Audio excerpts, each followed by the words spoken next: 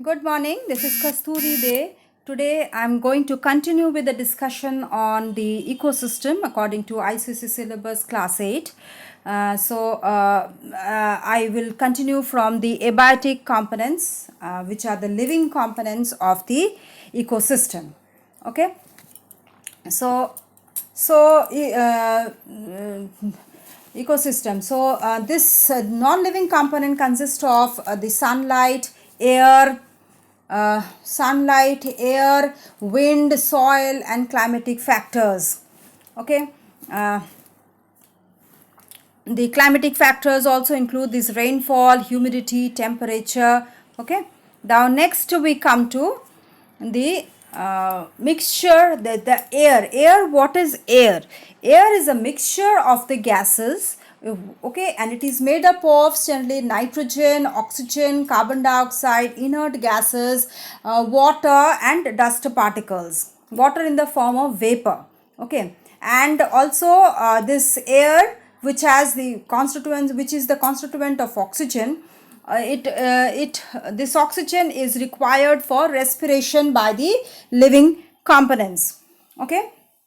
Then the carbon dioxide, which is present in the air, that is used for by the living environment, that is the biotic factors. The biotic components use this carbon dioxide for preparation of food by the plants, the autotrophs, that is the producers. They use this carbon dioxide to produce food, to make food by process of photosynthesis, and in this process they release oxygen.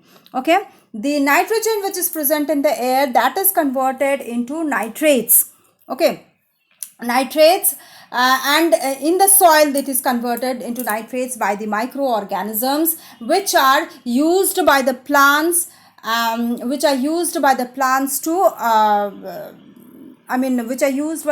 for producing nitrates in the food inside the plant body. Okay, and that is known as nitrogen fixation. Okay. So this is the composition of the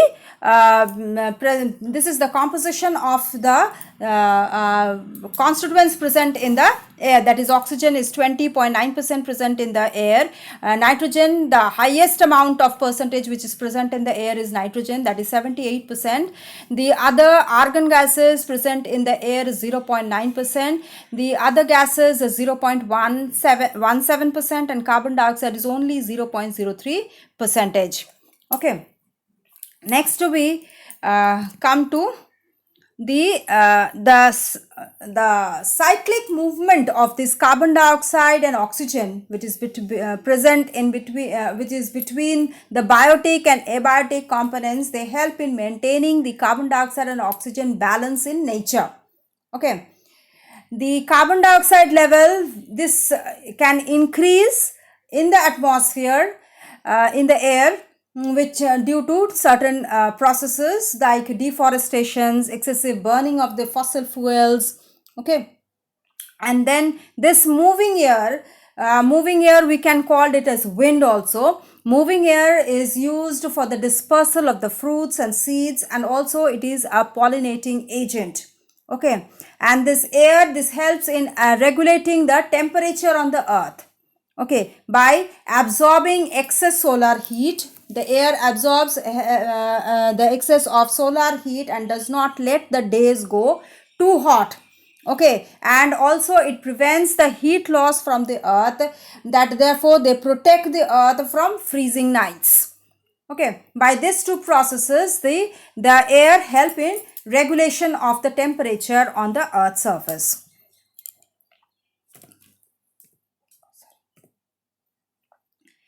Then we come to water, the second abiotic component of the ecosystem. So the water is the primary source. The primary source of fresh water is, we know, it is rainwater. And these green plants, they need water for photosynthesis from the soil.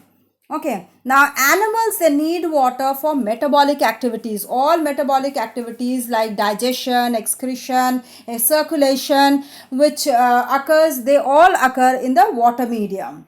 Then water is the main constituent of all living things. Even for example, human body, this consists of 60 to 70% of water by weight, and the amount of water and rainfall in a region affects the kinds of plants and animals found there. Okay, so for example, desert regions, they have scarcity of water, so there is less vegetation. Western Ghats and Assam, they have heavy rainfall, so they have dense evergreen forests. Okay, even many organisms, they live in water. For example, these water, the fish, the crabs, they all live in water, like lakes, ponds, oceans. Okay, these water medium. So next we come to soil. Topmost layer of the earth's surface, crust, topsoil. Okay, the soil is what is it has three layers. First is the topmost layer, that is the topsoil. Second comes the subsoil, and third is the bedrock. So the topsoil, the topmost layer of the earth's surface, it is the topmost layer of the earth's surface, and it is the house of many living organisms like bacteria, fungi, worms, insects, etc. Then the soil is formed by the withering of the rocks. Okay, and this topsoil is dark in color, whereas subsoil is a layer below the topsoil which is light colored, and the bedrock is made up of rocks. These soil consist of minerals, water, and humus for plant growth, and so life depends on the soil.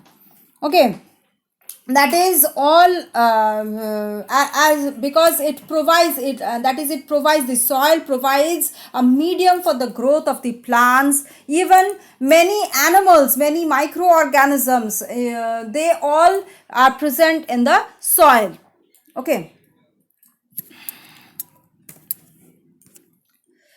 now we come to sunlight. Okay, now the sunlight is the primary source, it's a climatic factor, and it is the primary source of light and energy on the earth. Okay, it helps all the green plants to manufacture food.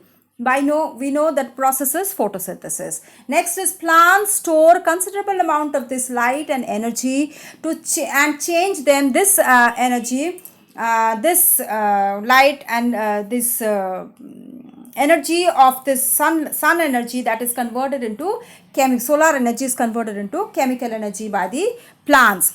Then they help this sunlight help in closing and opening of the stomata, and also the germination of seeds, that also depend on the sunlight. This sunlight also influences the type of plants and animals that are found in the place. Okay,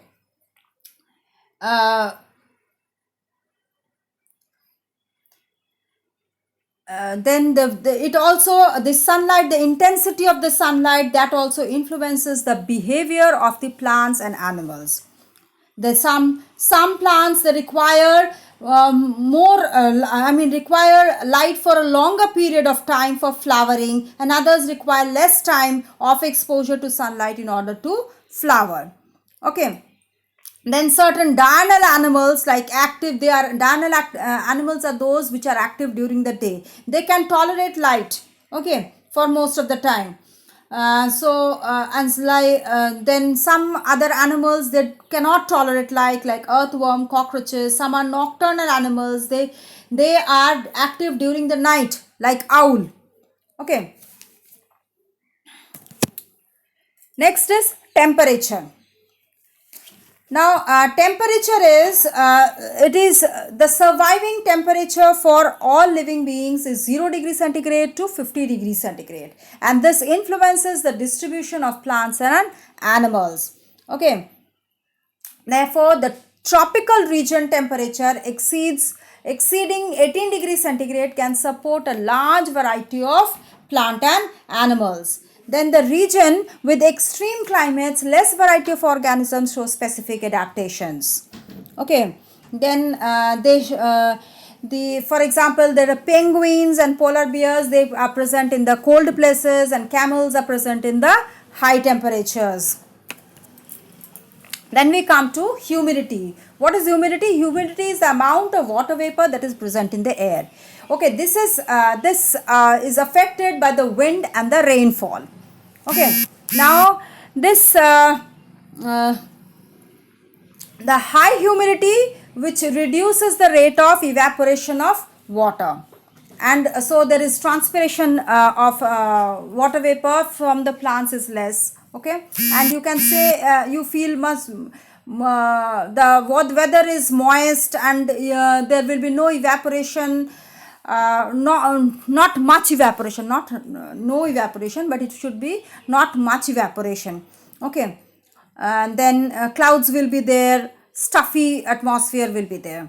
Then due to humidity, this life of the plants and animals are regulated. Okay, next we come to wind.